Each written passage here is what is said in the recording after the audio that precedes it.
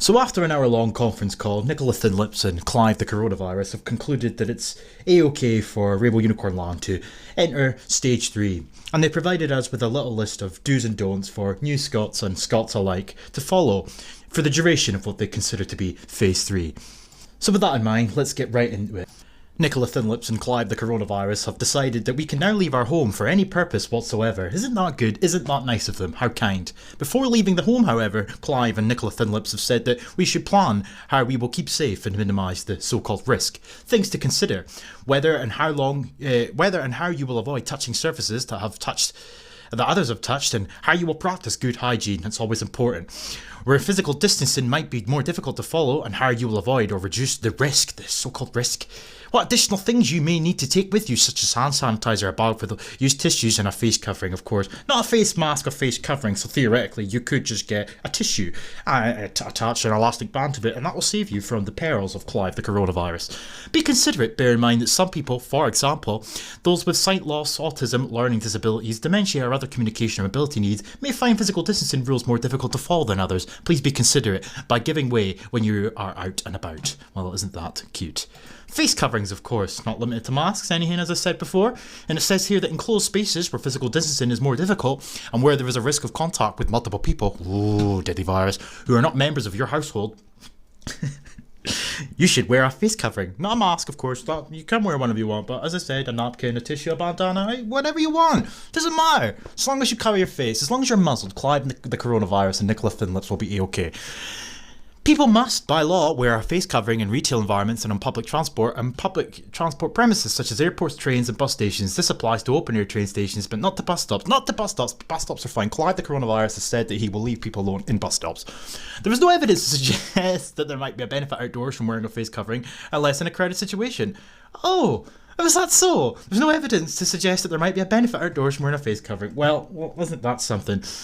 Physical distancing, hygiene and respiratory hygiene are the most important and effective things we can all do to prevent the spread of Clive the coronavirus. The wearing of face coverings must not be used as an alternative to any of these other precautions, said Nicola Thinlips.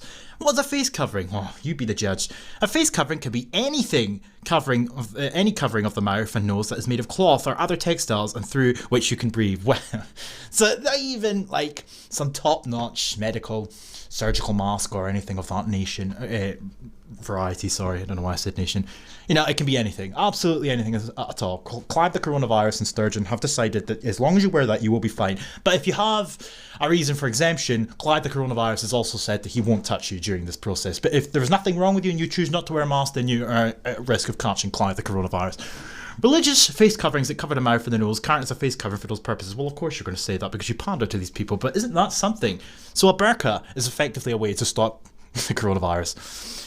You may also use, if you prefer, a face visor, of course, but it must cover your nose and mouth completely.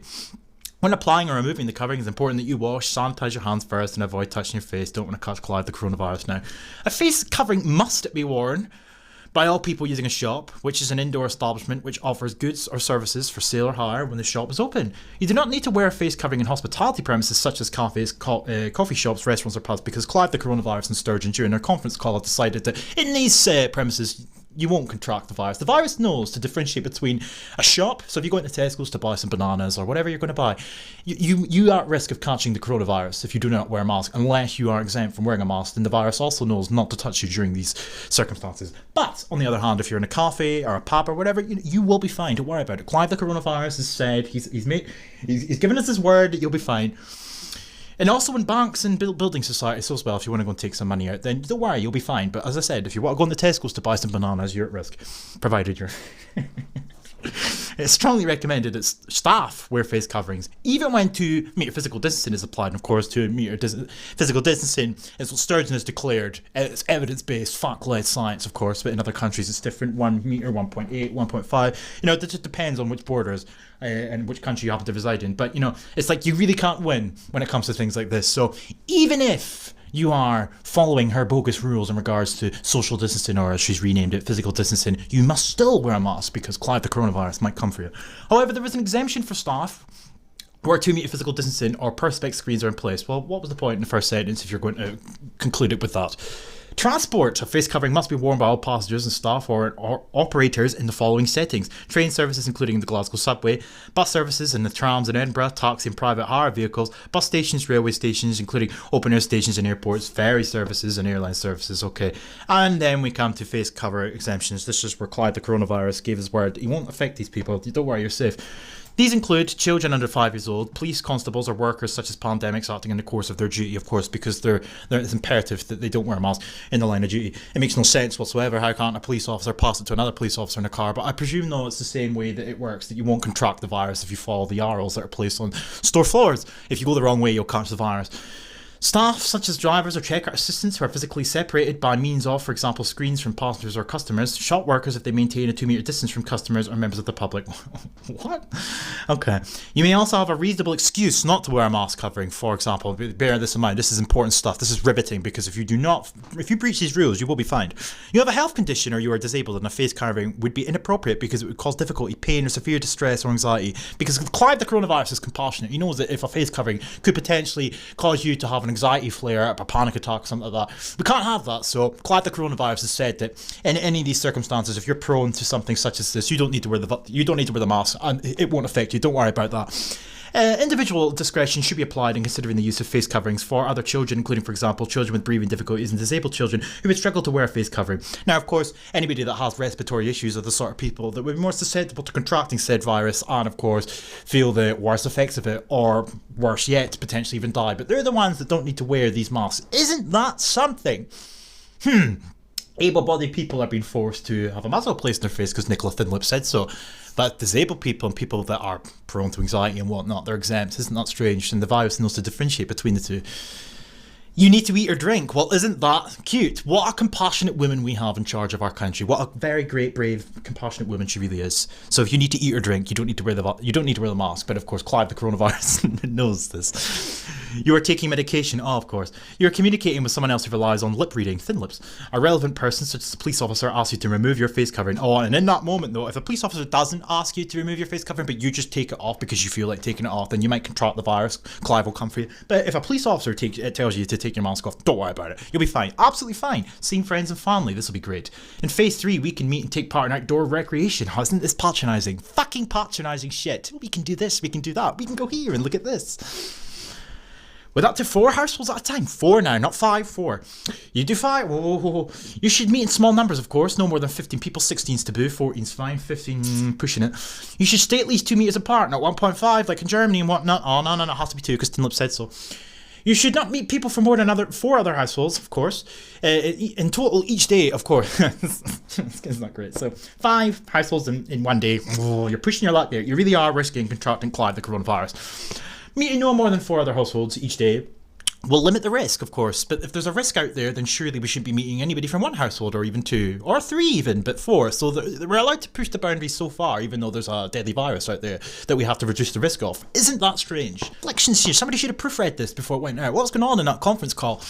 Stay at least 2 metres away from anyone who's not part of your household, of course. Maintain hand and cough hygiene. Well, that's great. Most people have these sort of things wrapped up anyway. If you don't feel well, you don't go out, and everybody has relatively decent hygiene. But, there's a bubonic plague out there that we must all avoid at all costs. By touching with your hands hard surfaces such as gates, walls, fence and park benches, because Nicola Thinlip said so. Follow the advice and about physical distancing and hygiene, and wash your hands as soon as you get home, because that's what will save you. Other people that have died to date, they weren't following hygiene rules, you see. The same rules apply to children as adults, except children aged 0 to 11 do not need to maintain physical distancing. There is no limit to the number of households that children aged 0 to 11 can meet in one day, because Clive the coronavirus knows to differentiate between an 11 and a 12-year-old. People aged 12 to 17 can meet up to 15 people from up to 4 households at one time, same as adults, but there is no limit to the number of households that they can meet in one day, because Clive the coronavirus knows the difference between an 11-year-old and a 12-year-old. Clive the coronavirus knows that if an 11-year-old meets people from several households in one day, they're in jeopardy of catching said virus. But phase 3, you can meet people from up to 2 or other households at a time, outdoors, of course. 3 is taboo, but 2 is fine. You must stay at least 2 metres apart from people from other households at all times, because Nicola Thinlip said so. For this reason, you should meet in small numbers so that physical distancing will be possible, of course, because Clive will come for you. Our advice is that, as a guide, 8 people in total may represent a safe maximum number of people in most cases. 9 is too much, 8 is fine. Children under 12 do not need to maintain physical distancing. We encourage adults accompanying these under 12s to maintain physical distancing from other adults not in their household or an extended household. In phase 3, the partners are non-cohabiting couples and any children who live with them do not need to maintain physical distancing from each other. Members of one household can also stay overnight at someone else's house, subject to physical distancing. Oh my god. You should stay at least 2 meters from anyone who is not part of your household, because Clive the coronavirus knows to differentiate between somebody from your household and somebody who's not. Maintain hand and cough hygiene. Avoid touching with your hands hard surfaces. Wash your hands when you arrive, when you leave, when you get home, of course. Turn everybody into a germaphobe. Bottle stop Clive. If possible, keep rooms well ventilated and consider opening windows or a door, of course. We know that if one member of a household gets coronavirus, there is a strong likelihood that other members of the household will catch it too. And guess what? The majority of them, unless they're over the age of 75, will be absolutely fine, or if there's underlying health conditions. But they won't tell you that part though, because remember, folks, this is a time of real danger, said Nicola Thinlips. If someone in the extended household develops a COVID-19 symptoms, of course, that could be anything, no, but it's just COVID-19 symptoms. It won't be hay fever, it won't be a summer cold. No, it will be COVID-19. All members of the extended household must isolate immediately if they've met the symptomatic person 2 days before and up to 7 days after the symptoms started. So you all need to stay in your house, lock your doors, lock your windows, because you might have a summer cold. Symptomatic person tests positive. All members of their direct household must isolate for 14 days from the start of symptoms, and other members of the extended household must isolate for 14 days when the most recent contact took place.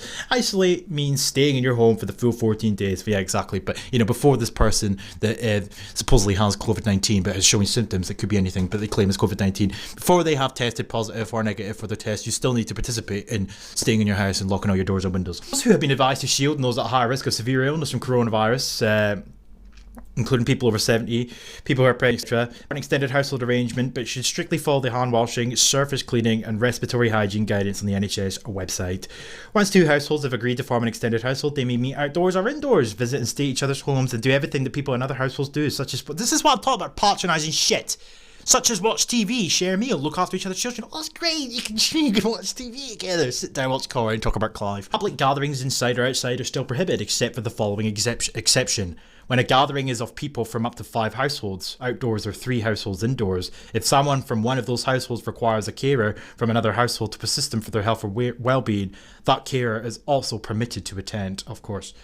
So, well, can you not just assume, just pretend that you're a carer then? Clive might be able to differentiate, I'm not sure. Gathering is for education or training, where the gathering is for work purposes or for the provision of voluntary or charitable services, but individuals should try to minimise all meetings and other gatherings in the workplace and practical physical distancing, etc. And cough etiquette. Cough etiquette!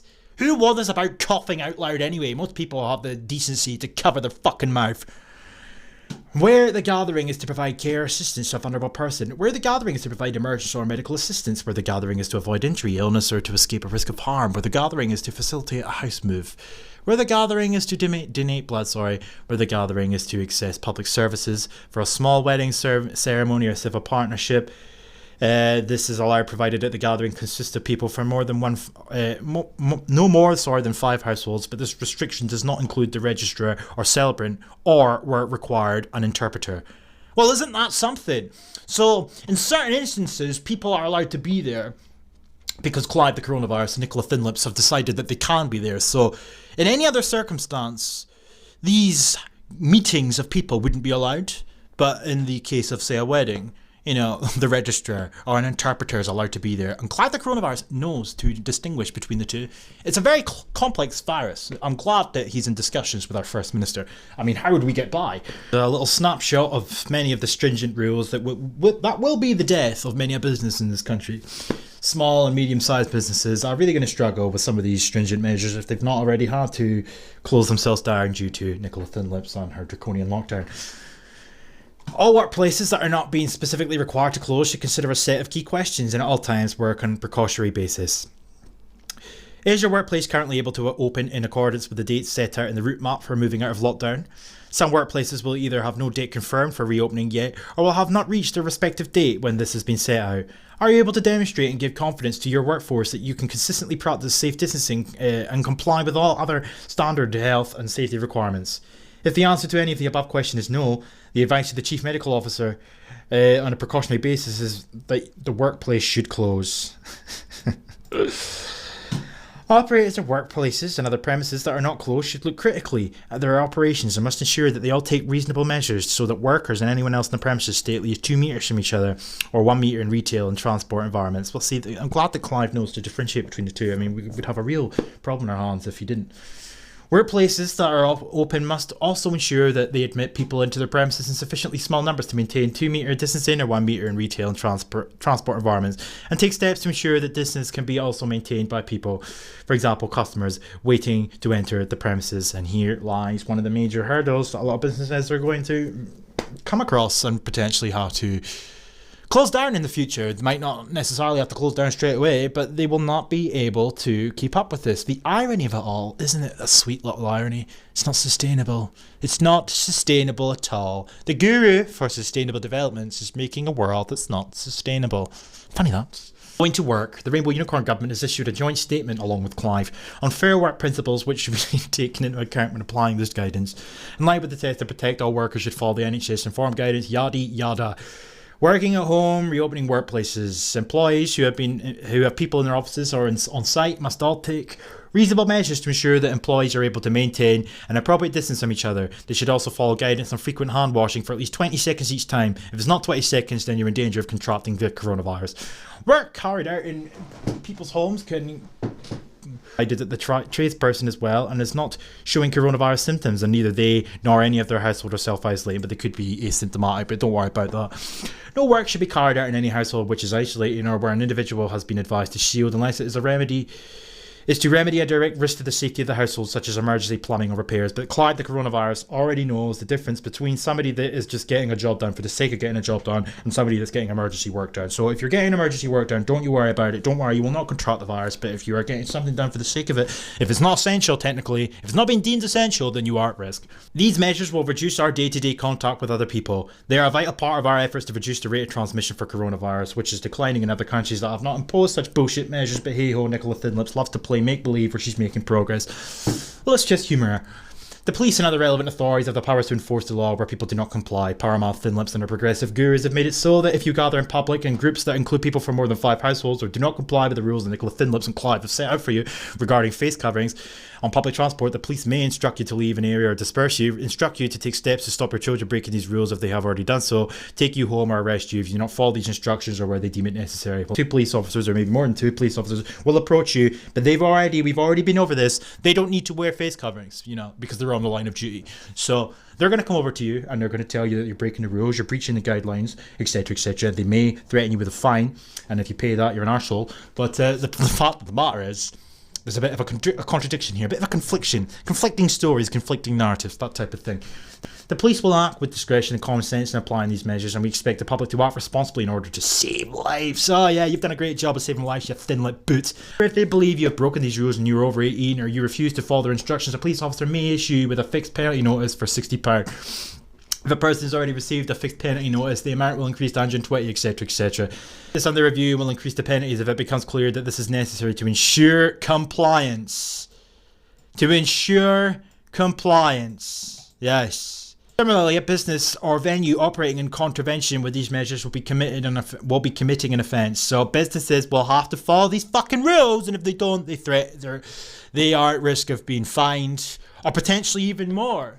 So we've got measures imposed that are going to hurt businesses, and if they don't comply, well, the harm is coming down on them. To save lives, yeah? Businesses and venues that breach the regulations will be subject to prohibition notices and potentially fixed penalties. Local authorities working with the Health and Safety Executive and with the support of Police Scotland are empowered to issue prohibition notices to require compliance. For both individuals and companies, if you refuse to pay a fixed penalty, or the police consider it necessary, you may also be taken to court. And guess what? Just like they did with all of their fucking fines that they were handing out during the lockdown breaches, as they were calling them back then, they'll go thrown out. Unlawful.